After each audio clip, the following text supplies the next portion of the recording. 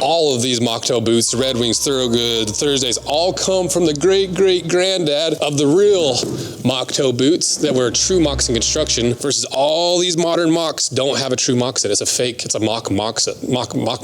They all come from the original wedge sole mocktail boot that Russell made. And that's the story of where all these came from. We've got a longer video coming out soon, and these drop on Thursday. Only 150 pairs available. Get yourself a love letter to all the moccasin boots, the mocktail boots that we all love. Check them out below. Costco sells Hoka lookalikes that are over $100 cheaper than Hokas. And lots of people online claim that they're just as good of a shoe that rival all the utility and comfort and versatility of Hokas at a fraction of the cost. But we've also seen plenty of times in the comments, people, this is the classic thing, why would I spend more than 20 bucks on shoes? I've been wearing Walmart shoes my whole life. My feet are fine, my back's fine. I'm like, you're lying. Because we've proven over and over again that quality matters. Not just in the products that you buy, but actually the products that you wear that affect every aspect of your body, of your work, of your life. So we bought a pair of these and a pair of these to run through all of our tests, including 5 very important tests specifically for these two, to compare every aspect to really figure out at $100 cheaper, are they just as good as Hokas? Are they as good for casual and performance use? Do they have the same amount of foam that makes people think Hokas are so freaking comfortable? And ultimately, is Costco just selling junk to value-driven shoppers that don't know any different because they can't see what's on the inside? So that's what we're gonna figure out. So what are the contenders? Starting with the reigning champ, the brand is Hoka.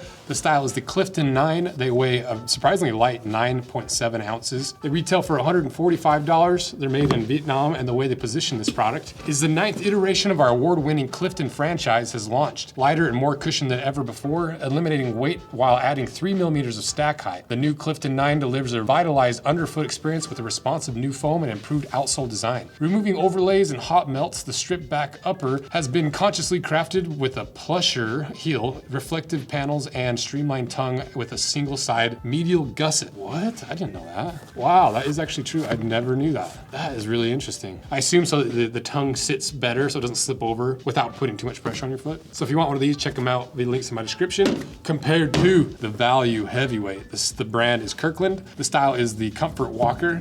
They weigh 12 ounces. They retail for an astonishingly cheap $33. These are made in China, and the way they position this product is there's literally no positioning because it's Costco. You know, that's what's interesting about this. $100 more, all this like fancy jargon and this, we added this much and this, better foam, this. Is it worth $100 more? It's time to figure it out. Starting with one of the most important things, breathability. Because Hokas, people love these because they can wear them running, but they're also really comfortable for everyday wear. So we did the breathability test. Hokas, as you can see, plenty of that smoke coming out through these little vents, through these little side ports here, compared to the Kirklands, and there's hardly any smoke coming out. So clearly the lead on the breathability and performance in that way goes to Hoka. But why is that the case? Well, they're completely different uppers. The Hokas have this 35% recycled polyester, 60% polyester collar, all this fancy stuff, the overlays, and it does actually have an effect at the end of the day when it comes to performance, because the more affordable, just standard sneaker kind of mesh with a lining on the inside doesn't breathe nearly as well. And even though they're around the same thickness of materials, they perform very differently. Even down to the puncture test, there's like a 10-pound difference between the two. And if you look at the insides, that tells that story even more. But you can see even the gusset has little vent holes in it. You can tell the Hokas, each component, each part has specific ideas and engineering they're trying to bake into this, whereas the Kirklands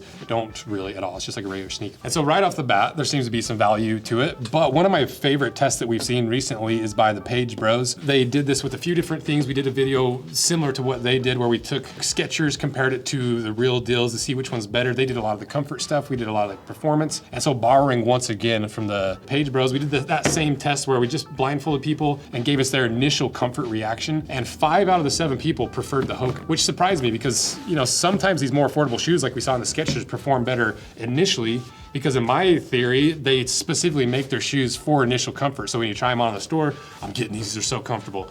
But over the long term, you lose a lot of that comfort. And that's what I'm wondering with the Kirkland. So 5 out of 7 people like the Hokas more. Why is that? Starting with the insoles, you know, there's not that big of a difference between the insoles. Basically the same thickness. The foam is a little bit different. This feels a lot more like that really light running foam versus just an open cell foam. But we're looking for the performance of these materials. So we did the ball drop test on these. And as you can see, the Hokas are more responsive. We even did it on the insoles themselves. And as you can see, fairly similar results. And this matters because these are fundamentally running shoes and you're looking for energy return. You want that energy to be returned forward or back into you so you can propel yourself forward rather than just absorbing it like quicksand and making it harder and harder to run. And so the Hoka's bouncing up almost 19 inches, number 9 out of all the tests that we've done. And we ran these several times to back it up to make sure it wasn't just a one test result. It's a big enough difference that there is a superior rebound in this foam. So what is the actual foam differences? Well, Hoka, this is an EVA foam, and they're just known for these giant, squishy, comfortable shoes. And they've got all this other technology in there, like it's a compression molded EVA foam. It's got early stage meta rocker.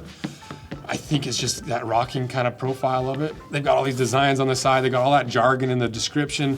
Versus the Kirklands, we have no idea what it is. We don't know what kind of foam. We don't know if it's solid all the way through, if there's big voids on the inside. So that's really what I'm looking for when you get these cut in half. Because there's a performance difference, even though these foams are about the same hardness, around 25 Shore A. And I think that's where we're gonna see that $100 difference, potentially. Another thing I wanted to test for this style of shoe is the flexibility. Because we've seen various forms of flexibility with running shoes with these really hard plates that give you that energy return. We've seen really soft, squishy foam. It is like running in quicksand. And so there's different theories on flexibility, but even for casual wear, I want to know how flexible they are. So we did the little flex test. And as you can see, surprisingly similar results. And I honestly thought for sure they'd be different because look at the difference in the outsoles. With the Hokas, you barely got an outsole on there. It's just sparsely put on there because this is the literal midsole foam you're standing on. Versus the Kirklands, it's a full length midsole. This is a lot more casual way of doing things. It's thick, it's full coverage, it's got grip. It's super clear that these are not made for as much running as the Hokas are, but they're just about as flexible, if not a little bit more flexible. Once again, that's pointing to the foam being completely different qualities.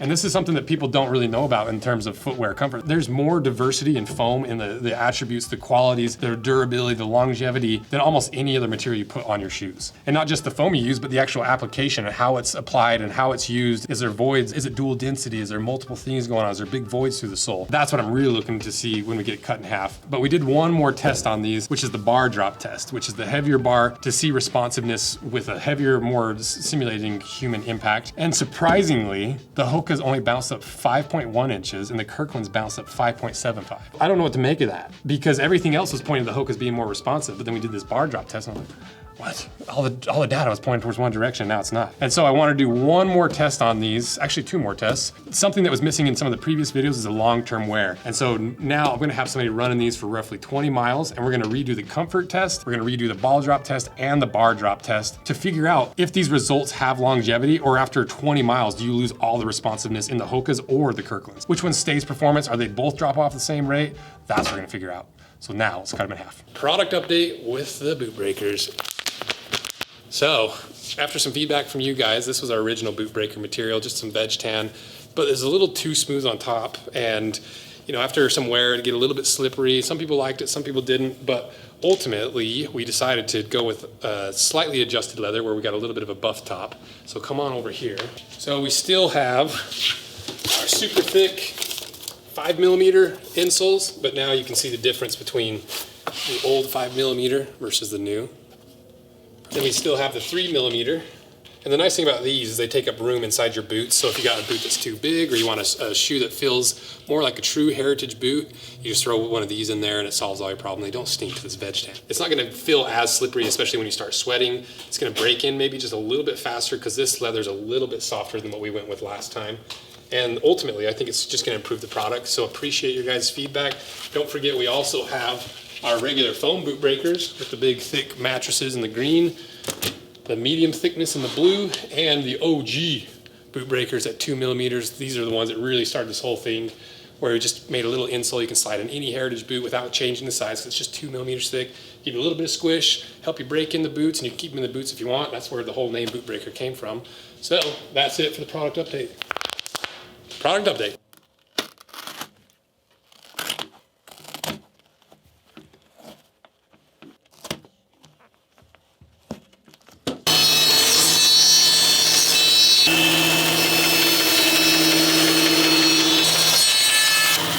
All right, we got them cut in half. And if you like this style video, check out the Skechers one we talked about where we pulled some inspiration from the Page Bros. Go check out the Page Brothers video. We'll link that below. I think they did a similar one to this as well. We did some Nordstrom Rack videos. We've been doing a lot of these value-based videos, especially during like Christmas buying time and holiday shopping, back to school shopping. So I'll link those below. And give us a sub, give us a like. Check out our handmade leather goods. Now, let's see what's inside.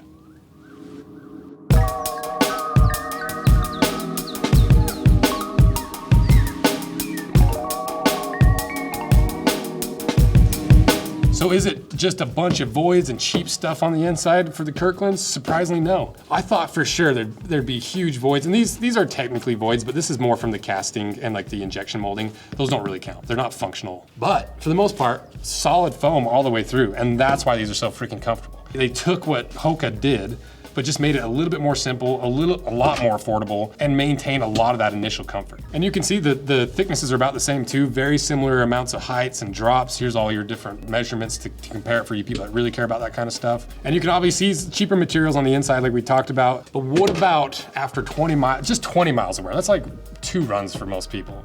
10 runs for me. How do they score on comfort? Very similar results. You know, not really much change at all. But I personally felt like the Kirklands, the Costco pair, were getting a like really soggy, almost like that quicksand feeling. So I felt like it was losing some of its responsiveness even after 20 miles, which would make a lot of sense because that's what Hoka is basing this whole thing on. It's like, yeah, it's like a cheap upper, it's foam, it's whatever, but the foam is expensive. The foam is nice. It's this high energy return, all this stuff. Don't buy cheap foam, buy nice foam. It seems like it does point that direction. We did the ball drop test with similar results, more drop on the Costco pair than the Hoka pair. So that backs up that the foam's more resilient on the Hokas. We did the bar drop test and even more results there because remember the Hokas didn't perform as well as the Costcos, but now the Hokas outperformed the Costco. So over the long term, in quotations, 20 miles, why did the Hoka perform better? Well, it's because it is a higher quality foam. And initially, you might not feel the difference. And that's why I thought it was an interesting thing after the Skechers pair, because I do think brands purposely make their shoes initially comfortable for that initial buy, especially as affordable brand. And higher quality foams last longer because it is a higher quality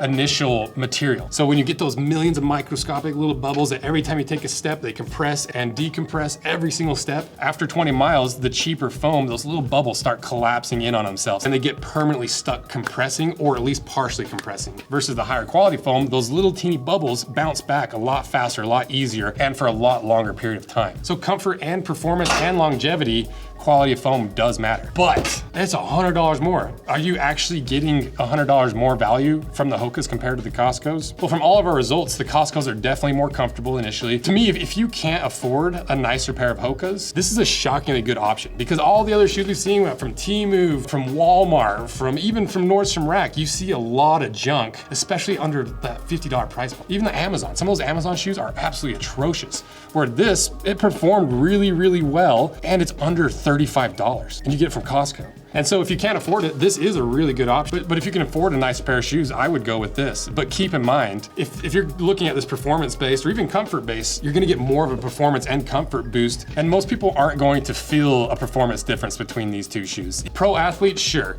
You know, that's why there is professional running shoes and you could squeeze out a few fractions of a minute just off the quality of foam. But for everyday people, you're not gonna feel much of a performance boost or a comfort boost. But I would get a lot bigger performance boost by not ordering DoorDash at 2 a.m. several times a week. You know, there's a lot more important things that will have an impact on your actual performance and comfort than the foam. And so for $100 cheaper, it's not a bad deal, especially if you're just wearing them casually and you don't even care about the Hoka name. And to be honest, Hokas they're big and they are atrocious to me. I think they're one of the ugliest shoes of all time. So honestly, for 40 bucks, Costco really showed up. You know, this was a hell of a fight between shoes in very different weight classes, $100 difference. And these are nowhere near built like those Temu or Amazon or Walmart shoes of a similar price. So Hoka's definitely better, but not by $100 margin. It's shockingly close. But I still think the safe bet is to go with the Hokas if you have the money. But if not, like if you can't afford a pair of running shoes and you have a choice between any other $30 pair of shoes, this is easily the best one we've seen for under 35 bucks. So nice work, Kirkland, Costco, impressive work with a one big brand that's bucking this trend of selling really affordable shoes that is usually really terrible shoes. This one's not bad. And thank you guys for all your support. These videos are really fun to do, bringing transparency into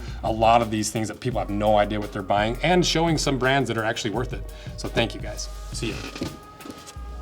Happy, I'm confident, I love shoes, I love YouTube, I love it all.